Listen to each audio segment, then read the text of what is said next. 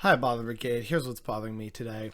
We have to talk about what just happened in Oklahoma because it happened very suddenly with no debate and it's very horrifying. So, unfortunately, without any further ado, Oklahoma just passed the most restrictive abortion ban in America, punishing people as felons with 10 years in prison. There was no notice this was going to happen and it was passed with no debate. The ban starts at conception.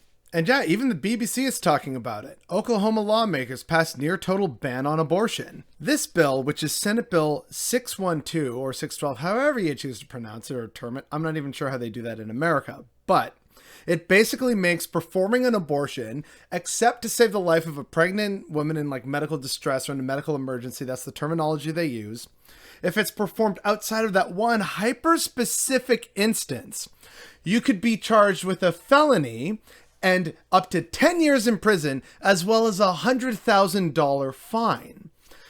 And someone remind me what felons can't do in America? It's vote. So here's the thing, right? This is all something that's been kind of brimming under the surface for a while with various state level governments and also with the federal government under Trump. And we're seeing it not just in America, but like here in Canada, in Australia, it's in most of Europe. There's a reason why it's in predominantly white Western countries.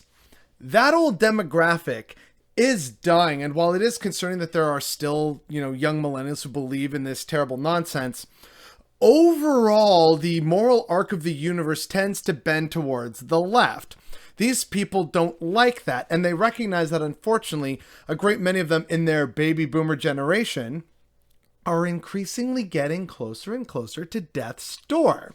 And so they want to enshrine their power and their privilege because they recognize they're running out of time, They haven't perfected cloning and long life yet. They can prolong it, so, they're serving for longer and longer periods of time, so we have these literal, shaking people who are 90 years old making laws about things that they don't understand.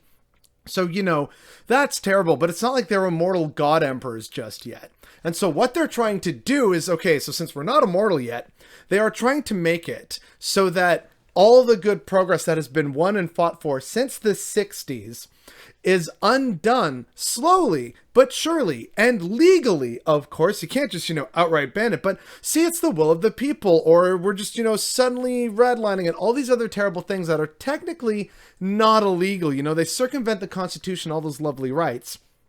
And so this way, you get to criminalize abortions and make felons of women. So this is also just a really subtle way of potentially for any woman who really needs an abortion outside of, the pregnancy example, all of a sudden they're felons, and felons can't vote. So boy howdy, glad we got rid of that, because women have just been getting too uppity these days, right? Same with all the minorities, and there's talk of critical race theory. Oh, good Lord, we need to enshrine our power and our privilege. So we're going to ban people from getting access to safe abortions. We're going to ban people from talking about critical race theory and analyzing why the system is the way it is today.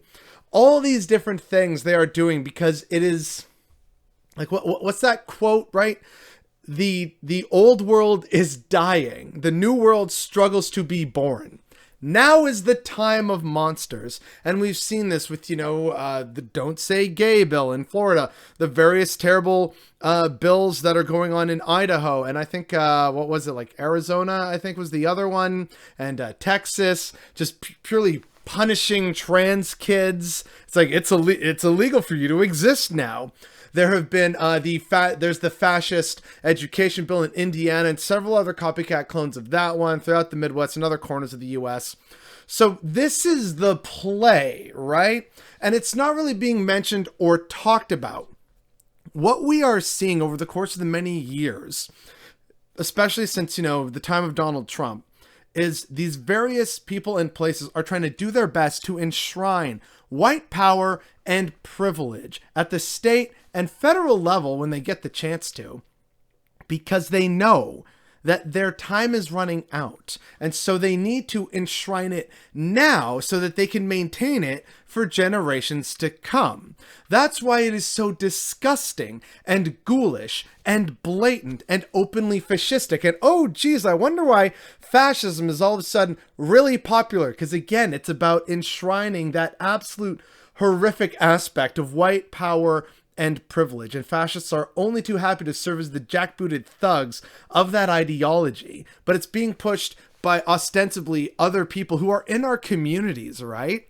And so that is the whole undercurrent behind all of this terribleness that is coming out of Oklahoma, that again happened with no debate, happened just like out of the blue, so no even real way to fight back against it except for now by doing like protests, actions, like I don't know, egg the governor's car or something. And say like, here, these are chickens. We're not throwing eggs, we're throwing chickens, full-grown chickens at you, you absolute jackass. But all of this again betrays the actual goal of the right and the far right, and just like white power and white privilege, not just in America, but here in Canada and Australia, in the white Western world. This is the playbook. And unfortunately, between all these different terrible stories that we've covered on this channel and that plenty of other people have talked about, it's not tied together as being part of that bigger picture and that bigger plan, and that needs to change. And the fact that people still haven't clicked all the pieces together is definitely what's bothering me today.